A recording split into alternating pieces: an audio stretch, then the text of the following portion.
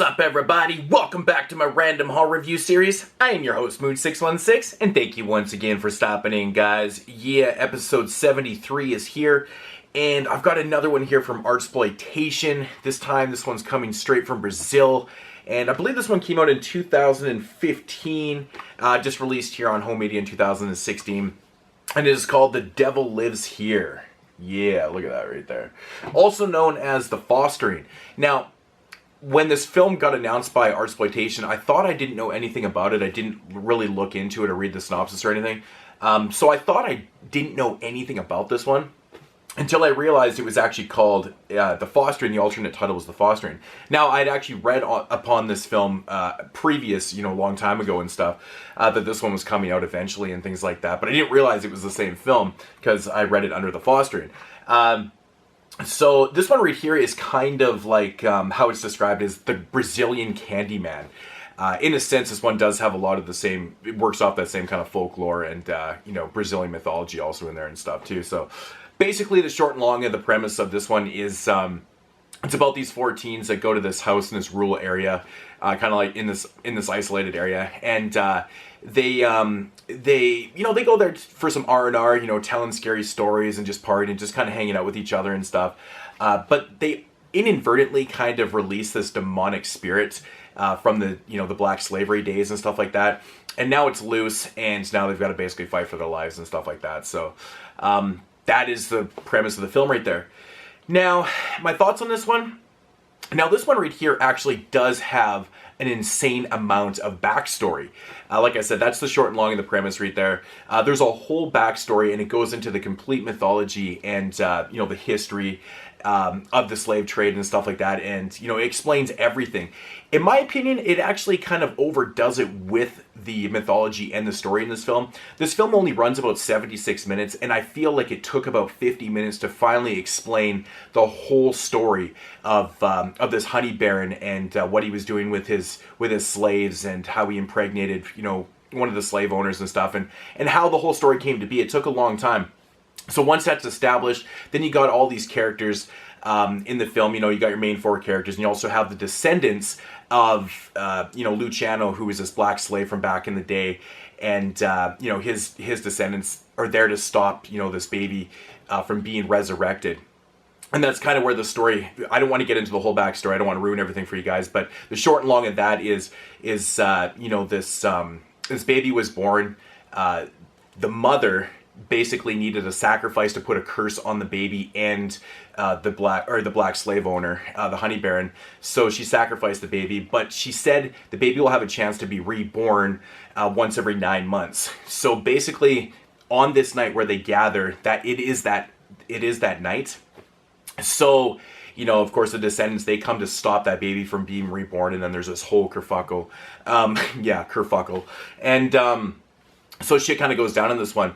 I actually really enjoyed this film. I like films with a lot of story and a lot of mythology. I just feel like this one could have been summed up a lot sooner in the film, and then kind of got down to the nitty-gritty and all the crazy commotions and shit that happened in the third act in this film. I feel like the third act really is only about 20 minutes, but the final 20 minutes in this film are executed pretty well. I will say, one thing I loved about this film, besides the mythology and the history and the story I thought was really damn cool, was the fucking music, man. The music in this film was fantastic. It really did remind me of, it had that old slavery day kind of strings and stuff like that. It very much reminded me of the short from Tales from the Hood with the black slaves and stuff like that.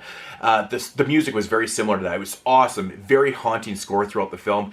I thought the film was acted very, very well. Of course, it is Brazilian, so it's in Portuguese.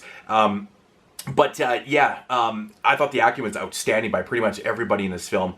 Now, there is one little minor side plot in this film I feel like kind of took away from a little bit. It's not overwhelming in the film, but it's basically about one of the main characters' girlfriend who, hears voices and stuff, and she takes pills for it, she's medicated for it and stuff. I just feel like they kind of put that in there, but they didn't really play off it at all. It didn't really play into the main story at all. I just felt like it was kind of a time filler a little bit. I felt like it wasn't needed. It didn't really need to be there. It doesn't really take too much away, but I felt like it was just kind of a filler and definitely was not needed. But yeah, the overall product, pretty fast watch, I have to admit. Like, I didn't even realize it was so short. It says 80 minutes on the back here, but it actually only runs about 76 minutes. Pretty cool stuff, man. I thought there was some pretty decent gore. There's kind of shocky moments. There's actually one moment in the film where this one character gets killed, and I'm just like, damn, that kind of went down kind of interesting. Yeah, overall, I actually really enjoyed this one. There's a lot of, within the mythology and the history of the black slaves and stuff, they really showcase it quite well in this film of how nasty this honey baron really was. I really enjoyed that. I think in the beginning of the film, the way the story is actually told, is kind of, it can be confusing for people, because if you're reading subtitles and you're trying to watch the film and stuff, I think, it doesn't separate itself from, the backstory to the present day story that good until you realize about 20 minutes in the film, you're like, oh, okay, so I see what's going on. It's not that hard to figure out what's going on, but I can see where people are kind of getting a little bit, where they could get a little bit confused and stuff. But overall, yeah, I think it's a fair assessment to say, this is the Brazilian Candyman. It's got that same folklore. I love these type of folklore films. I just wish that they had summed up the story a little bit quicker. That was my main problem with this film. And then kind of got into more action throughout the film and stuff, because as interesting as the story was, we didn't necessarily need 45, 50 minutes of the story. So that was kind of a downer to it. But overall, pretty good product, man. I thought this film was shot very, very well. The cinematography was fantastic in the film. It's very isolated, very claustrophobic feeling, awesome haunting score and stuff. I thought there was a lot of good elements to this. And even though it ran a short time, yeah, just a little bit too much story. So if I had to rate this one, I'm going to give it a 7 out of 10. I really enjoyed this film. It's nice to see, some new Brazilian films coming out and stuff. I mean, there definitely isn't enough Brazilian films out there. I mean, of course, we all know, the Coffin Joe films and things like that. It's one of my favorite directors. Jose Marins is one of my favorites. I love his films so much. But like, for modern day Brazilian horror films to make it up here, it doesn't happen all the time. Thanks to Artsploitation, we get Devil Lives Here, also known as The Fostering, which I knew it as before until I saw it. I was like, yeah, it's the same damn fucking film. Go figure. But definitely not as good as the Candyman, but it's cool, man. I like I said, folklore films, one of my favorite type of subgenre of films. Cool stuff. Devil Lives Here, give it a shot. I thought it was actually pretty good. The music, man, really, really good stuff. So anyways, guys, that's going to do it for episode 73 here. I got some other cool reviews coming up, man. I'm going to do another one tomorrow. I don't know when I'm going to post it and stuff, but I'm really looking forward to doing this one. I've actually never seen the movie before, and it's an old throwback type film. So, but stay tuned for that, and I'll check you guys later in the next one. And as usual, peace!